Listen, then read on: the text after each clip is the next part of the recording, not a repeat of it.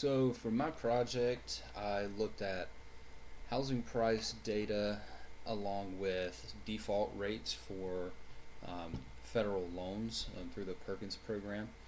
Um, and my goal here was to more or less establish areas of affordability for college students or recent graduates um, based on default rates in certain areas, along with the house price index.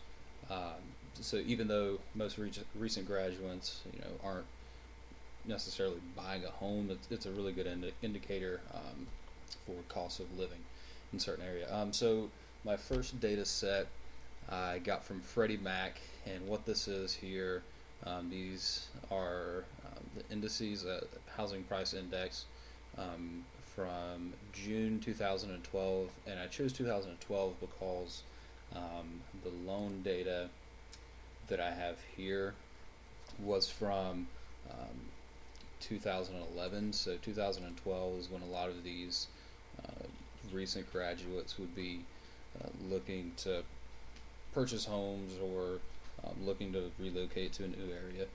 So I pulled both of these data sets in, and um, then I used some scripting to combine those here.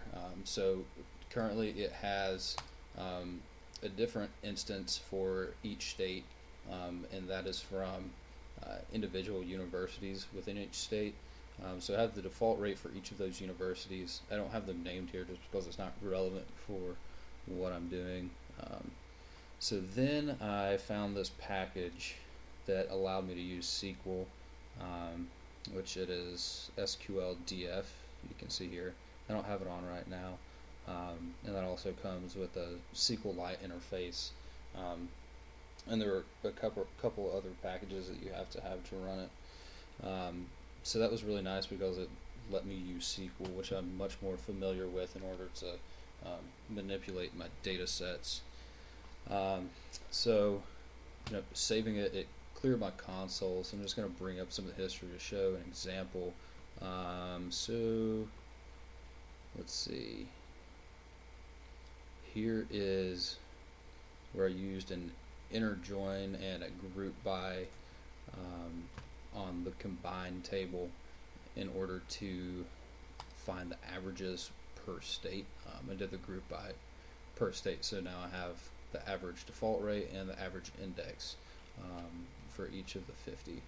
So this data set here is what I used for the most part from this point forward in order to draw conclusions and analyze my data.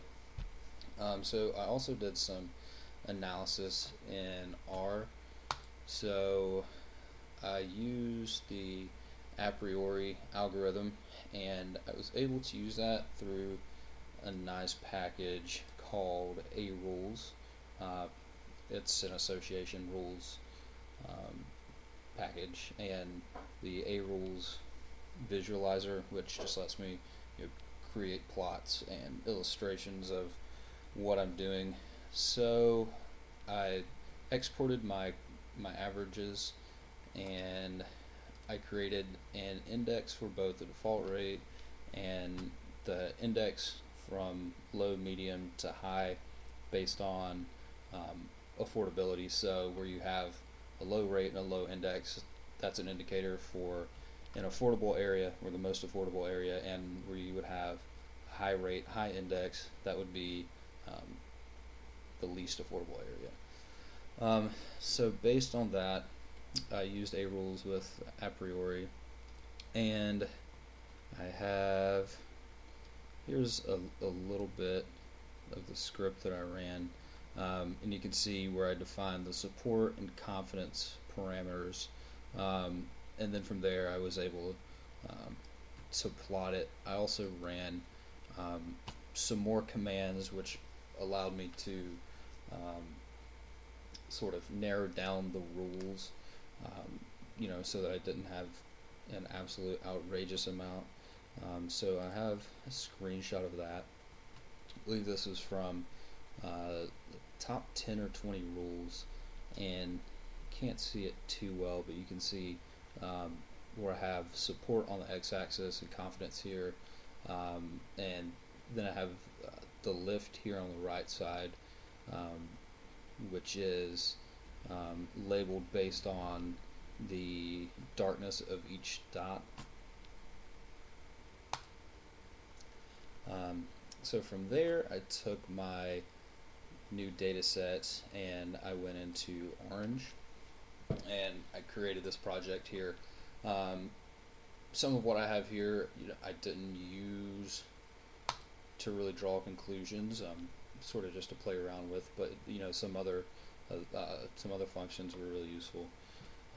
So to start, look at the distributions here, and this just sort of shows where the majority of our default rates and indices fall, just to sort of get an idea of what we're working with. Then I also have the distributions listed here, based on frequency, compared with the index, and you can see along the bottom I have it broken into three different sections. So yeah, and okay, so next I used k-means. This is just the settings that I used with this scatter plot here, and you can see that I have 5 different clusters that I used, and each is colored differently. I sort of messed around with the labels and everything, so this is one example of what I did here, and you can see where I have all of the states labeled. We have default rate on the x-axis and the HPI on the y-axis, and that could be flipped to look at it differently. Let's see. So then I used algorithm built in C45, which is what Orange uses, and this is the tree that I got. It's really nice and easy to work with, and here I was able to set my target class, which is based on the HPI. Again, I have 3 different selections, and then here you can see where it is showing the default rate.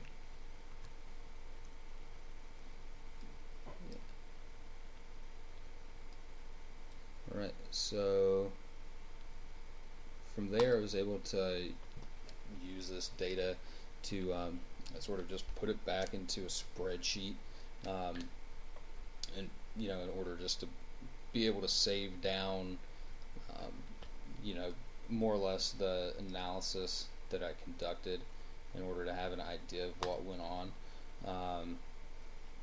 and that was basically showing that I did the a priori test to show that there was in fact a relationship there between the HPI and the default rate, and then based on that I showed sort of where areas were clustered based on those 2 rates being either high or low, and how that affects the affordability of the area. So yeah, that's about everything that I did here. Of course, like I said, I played around with a few other things. I looked at the linear projection, and a few other visualizations, but the ones that I showed here were sort of the graphs that I like the most, that I think told the story of the data the best.